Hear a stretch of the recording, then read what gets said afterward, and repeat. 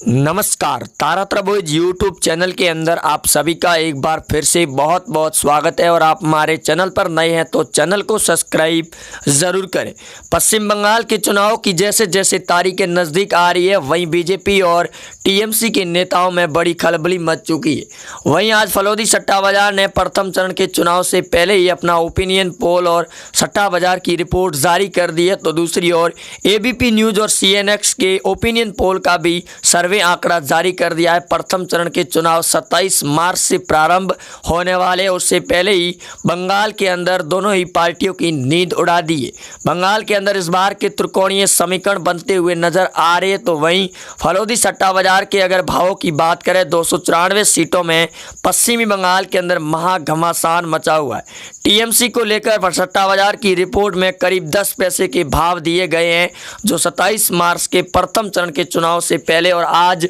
23 मार्च के सबसे बड़े भाव है। वहीं बीजेपी पार्टी को करीब 20 पैसे के भाव दिए 294 सीटों पर, जहां पर फलोदी सट्टा बाजार ने यह भी कहा कि 100 सबसे बड़ी मुस्लिम बहुमूल्य की क्षेत्र की सीटों पर सबसे ज़्यादा अहम नज़र रहेगी टीएमसी और बीजेपी पार्टी की। वहीं दोस्तों, क्या लगता है आपको कि इस बार एक बार फिर ममता बनर्जी फिर से सीएम पद की ताजपोशी कर पाएगी, या फिर बीजेपी पार्टी अपना फिर से दबदबा कायम करेगी पश्चिम बंगाल के अंदर? आप कमेंट बॉक्स के अंदर अपना ओपिनियन ज़रूर लिखें। वहीं दोस्तों, जिस प्रकार से एबीपी न्यूज़ का आज ओपिनियन पोल और सीएनएक्स वोटर का भी आज ओपिनियन पोल सामने आया है, उसके बाद में भी कहीं ना कहीं इस बार बीजेपी पूरी तरीके से कब्जा जमा रही है ममता बनर्जी की टीएमसी पार्टी को उखाड़ने के लिए। वहीं कांग्रेस लेफ्ट की बात करें तो वहां पर इस बार के चुनाव में कांग्रेस का सुपड़ा साफ होता हुआ नजर आ रहा है। तो वहीं G23 के दिग्गज नेताओं के द्वारा कांग्रेस पार्टी में पहले भी बड़ी बगावत की खबरें सामने आई थी, और अब चुनावी लिस्टें जारी होने के बाद उनको कहीं जगह नहीं मिली है, तो अब एक बार फिर चर्चा में आ गई है पश्चिम बंगाल के चुनाव, जो इस बार चुनाव अहम माने जा रहे हैं। वहीं दोस्तों, पश्चिम बंगाल के आज 23 मार्च के ताज़ा सर्वे भावों के अंदर 293 सीटों पर बात करें, फलोदी सट्टा बाजार ने जिस प्रकार से भाव दिए हैं, करीब टीएमसी को 10 पैसे, वहीं बीजेपी पार्टी को 20 पैसे और कांग्रेस लेफ्ट के गठबंधन पार्टी को सिर्फ 5 पैसे के भाव दिए। सीटों की ओर बात करें, एबीपी न्यूज़ के ओपिनियन पोल के अनुसार तो 161 सीटें भाजपा के खाते में, टीएमसी पार्टी को 70 सीटें, वहीं 13 सीटें कांग्रेस लेफ्ट के खाते में जा रही है। फलोदी सट्टा बाजार ने आज 23 मार्च के सर्वे में ये भी ओपिनियन पोल अपना भी दिया है, जिसके अंदर उन्होंने बीजेपी पार्टी को 180 सीटें दी है, टीएमसी पार्टी को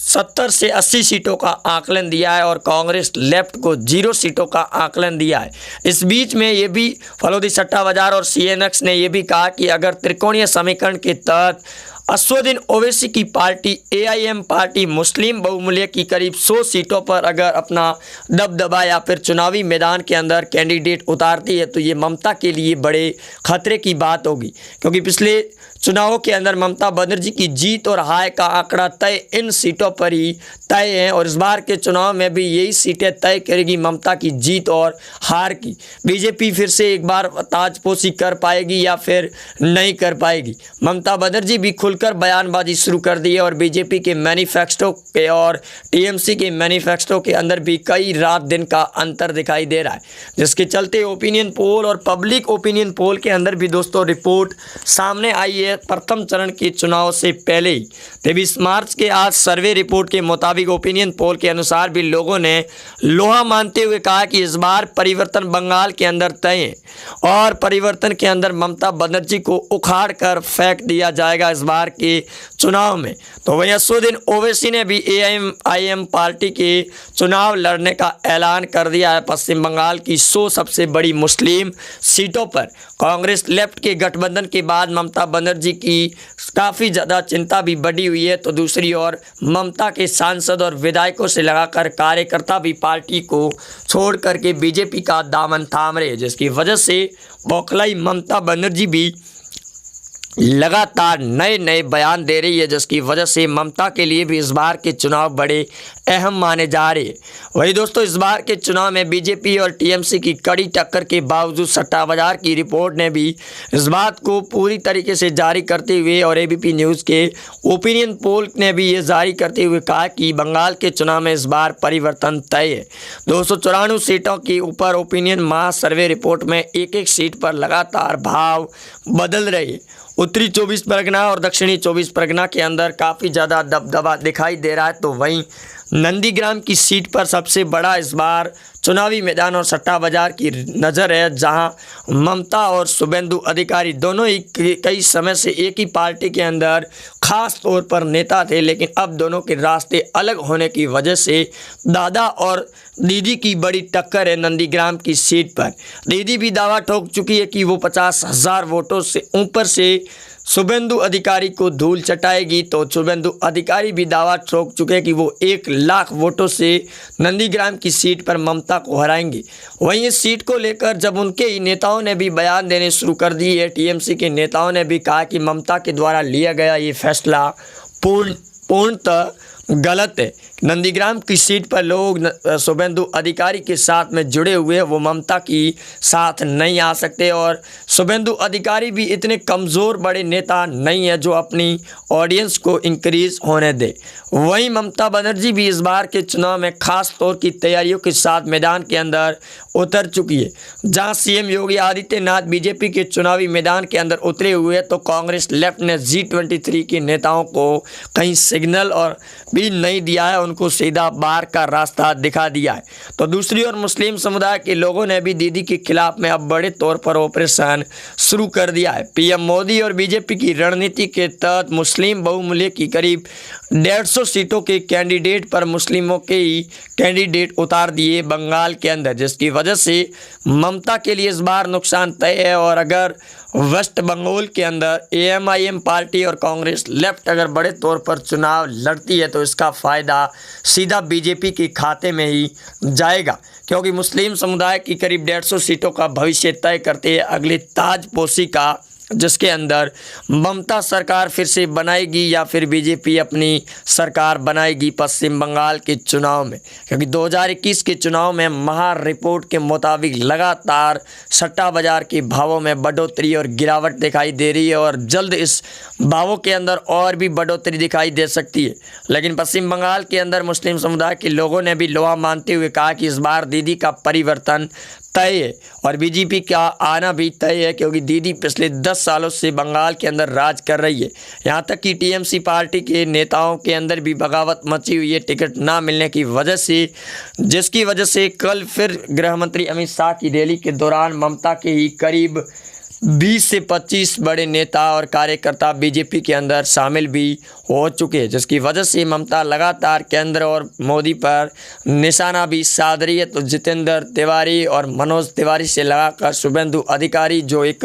बड़े नेता माने जाते हैं, उन्होंने भी पार्टी को छोड़ करके ममता के खिलाफ बगावत देखने को मिल चुकी है। तो अब ममता का लिए परिवर्तन तय है, बंगाल के अंदर खेलो होवे के साथ परिवर्तन होवे, जिसकी वजह से ओपिनियन पोल के मुताबिक आज तक और एबीपी न्यूज़ की सट्टा रिपोर्ट के मुताबिक फलोदी सट्टा बाजार की रिपोर्ट ने भी सर्वे आंकड़ों के तहत कांग्रेस लेफ्ट को 0 सीटें, बीजेपी को 170 से 180 सीटें, टीएमसी पार्टी को करीब 70 से 80 सीटें दी है, जिसकी वजह से लगातार बदले इस भाव को लेकर ममता बनर्जी के अंदर भी खलबली मची हुई है। बीजेपी और टीएमसी के बीच में लगातार बढ़ रही इस दूरियों के बाद में ममता बनर्जी खुलकर अब अपना बयान भी दे रही है और उन्होंने ये भी दावा करते हुए कहा कि बंगाल की जनता एक बार फिर बीजेपी को पश्चिम बंगाल के चुनाव में धूलों के अंदर धूल चटाकर रख देगी और परिवर्तन भी तय करेगी कि बंगाल के अंदर मोदी, योगी और अमित शाह की चलने वाली नहीं है। लेकिन दोस्तों, सीएम योगी आदित्यनाथ की रैली की वजह से कई बड़े परिवर्तन नज़र आ रही है बंगाल की जनता के अंदर। और इस बार बीजेपी ने जिस प्रकार से लोकसभा चुनाव 2019 के अंदर अपना प्रचंड लहराया था हाफ चुनावी मैदान के अंदर, और इस बार ममता को पूरी तरीके से खदेड़ कर रख दिया जाएगा। बीजेपी के नेता भी चुनावी मैदान के अंदर उतरे हुए हैं, तो ममता के भतीजे भी पीछे नहीं रहे। उन्होंने भी खुलकर अब ममता के समर्थन में बयान देने शुरू कर दिए और यहाँ तक कि उन्होंने बीजेपी पर भी निशाना साधते हुए ममता के सपोर्ट में उतरे शुभेंदु अधिकारी पर भी अपना बयान दे दिया कि कुछ पैसों के लालच में आकर पार्टी के नेता अमित शाह की बात सुन रहे हैं। लेकिन आपको बता दें कि बीजेपी पार्टी के द्वारा चलाए जा रही बड़े तौर के ऑपरेशन के तहत इस बार पश्चिम बंगाल के चुनावी मैदान के अंदर बड़े तौर पर सरगर्मियां बढ़ चुकी है। तो एक तरफ पश्चिम बंगाल के चुनाव है और दूसरी ओर कांग्रेस पार्टी के अंदर बड़ी बगावत है, क्योंकि अन्य 4 राज्यों के अंदर जहां असम के अंदर कांग्रेस एक अपना भविष्य देख रही है इस चुनावी मैदान के अंदर, वहां पर भी बीजेपी के पार्टी के नेताओं ने अपना प्रचंड लहराना शुरू कर दिया है। बीजेपी के नेताओं ने वहां पर भी बयान देने शुरू कर दिए कि G23 के दिग्गज नेताओं को जगह ना मिलने की वजह से वो नेता बीजेपी का भी दामन थाम सकते हैं और एक बार फिर सीएम